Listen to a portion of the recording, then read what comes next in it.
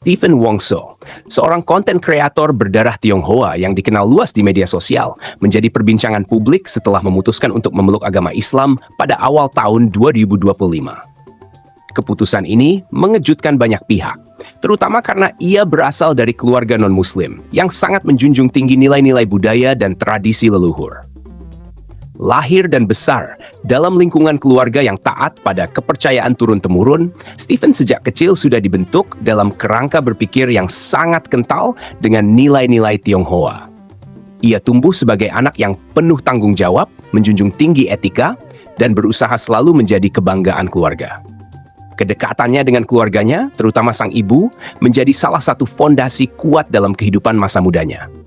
Namun, seiring dengan perjalanannya merintis karier di dunia digital dan mengeksplorasi berbagai sisi kehidupan, Stephen mulai merasakan kegelisahan batin yang tak bisa ia jelaskan secara rasional. Popularitas yang diraih melalui berbagai konten lucu dan relatable ternyata tidak mampu menutupi kekosongan yang semakin hari semakin dalam dirinya. Suatu ketika, dalam suasana yang benar-benar tidak direncanakan, Stephen mendengar lantunan ayat suci Al-Quran yang diputar oleh salah satu temannya yang Muslim. Ada getaran aneh yang ia rasakan saat mendengarkan suara merdu murotal itu, meskipun ia tidak mengerti arti kata-katanya. Sejak saat itu, benih ketertarikan terhadap Islam mulai tumbuh di hatinya. Awalnya, ia hanya membaca-baca sekilas tentang Islam dari internet dan menonton video-video ceramah. Namun semakin banyak ia belajar, semakin besar pula rasa ingin tahunya terhadap agama ini. Ia mulai membaca Al-Quran terjemahan, menghadiri kajian agama secara diam-diam, bahkan berdiskusi dengan beberapa ustadz yang ia temui melalui komunitas atau teman-teman terdekat. Semakin dalam ia menyelami Islam, semakin ia merasa bahwa banyak ajaran dalam agama ini yang sejalan dengan nilai-nilai kebaikan yang selama ini ia yakini. Namun belum pernah ia temukan fondasi spiritualnya. Islam tidak hanya mengatur hubungan manusia dengan Tuhan, tetapi juga hubungan antar sesama, bahkan terhadap diri sendiri. Keputusan Stephen untuk menjadi mu'alaf bukanlah hal yang muncul dalam sekejap. Ia melaluinya dengan banyak pertimbangan, pergolakan batin, dan proses panjang pencarian makna hidup. Saat bulan Ramadan tahun 2025 tiba, ia merasakan dorongan spiritual yang sangat kuat. Tanpa publisitas, tanpa gembar-gembor, ia mendatangi seorang ustaz dan mengucapkan 2 kalimat syahadat dengan penuh ketulusan dan keyakinan. Tangis haru pecah saat itu juga. Ia merasa telah menemukan rumah spiritual yang selama ini ia cari. Namun perjalanan Stephen tidak lantas menjadi mudah. Keluarganya, terutama sang ayah, menentang keras keputusannya. Mereka menganggap Stephen telah menolak warisan leluhur dan membuang nilai-nilai yang selama ini mereka junjung tinggi. Terjadi pertengkaran hebat yang membuat Stephen memilih untuk menjaga jarak sementara dari keluarganya. Ia tidak ingin membalas kemarahan dengan kemarahan. Ia justru berusaha membuktikan bahwa keputusannya bukan karena pengaruh siapapun, apalagi karena wanita, melainkan karena dorongan keyakinan yang lahir dari dalam dirinya sendiri. Selama beberapa minggu, hubungan Stephen dengan keluarganya memburuk. Namun, ibunya mulai menunjukkan tanda-tanda penerimaan. Ia melihat bahwa anaknya menjadi lebih tenang, lebih sabar, dan lebih bijak dalam menyikapi segala hal. Lambat laun, ayahnya pun mulai melunak, meski tidak secara eksplisit menyatakan penerimaan terhadap pilihan Stephen.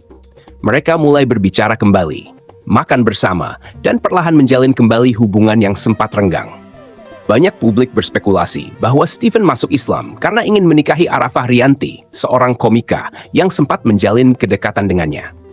Namun dalam sebuah wawancara bersama Deddy Corbuzier, Stephen menegaskan bahwa hubungan mereka telah berakhir, bahkan sebelum ia memutuskan menjadi mu'alaf. Ia membantah keras bahwa niatnya berpindah keyakinan didasari oleh keinginan untuk menikah. Ia justru merasa bahwa hidayah datang ketika ia benar-benar sedang sendiri, dalam kondisi mencari makna hidup yang hakiki. Setelah menjadi Muslim, Stephen mengalami banyak perubahan dalam hidupnya. Ia mulai salat 5 waktu, berpuasa, dan mempelajari Al-Quran. Ia pun lebih selektif dalam memilih konten yang akan ia unggah ke media sosial. Ia meninggalkan gaya hidup yang menurutnya tidak sejalan dengan nilai-nilai Islam. Ia mulai tampil lebih sederhana, meninggalkan candaan yang melewati batas, dan lebih banyak membahas konten inspiratif serta spiritual. Stephen juga mulai aktif dalam kegiatan sosial, seperti berbagi makanan untuk berbuka puasa dan memberikan bantuan kepada anak-anak yatim. Dalam salah satu unggahan Instagramnya, ia menulis, "Dulu aku mencari perhatian manusia, sekarang aku mencari ridha Allah." Kalimat itu seolah menjadi refleksi dari perjalanannya yang luar biasa. Menjadi mu'alaf bukan berarti perjalanan Stephen selesai. Justru itu adalah awal dari babak baru dalam hidupnya. Ia menyadari bahwa banyak hal yang masih harus ia pelajari. Ia juga sadar bahwa sebagai mu'alaf, ia akan menghadapi banyak ujian, baik dari dalam maupun dari luar. Namun ia meyakini bahwa jalan yang ia tempuh ini adalah jalan yang benar. Ia tidak ingin sekadar menjadi muslim di atas kertas, tetapi ingin benar-benar menjalani hidup sesuai ajaran Islam. Ia terus memperdalam ilmu agama, menjaga akhlak, dan memperbaiki diri setiap hari. Ia juga membuka ruang untuk berdialog dengan siapa saja yang ingin tahu tentang perjalanannya, bukan untuk mengajak masuk Islam, tetapi untuk menunjukkan bahwa hidayah itu datang dari Allah dan bisa menyentuh siapa saja, kapan saja, dengan cara yang tak disangka-sangka.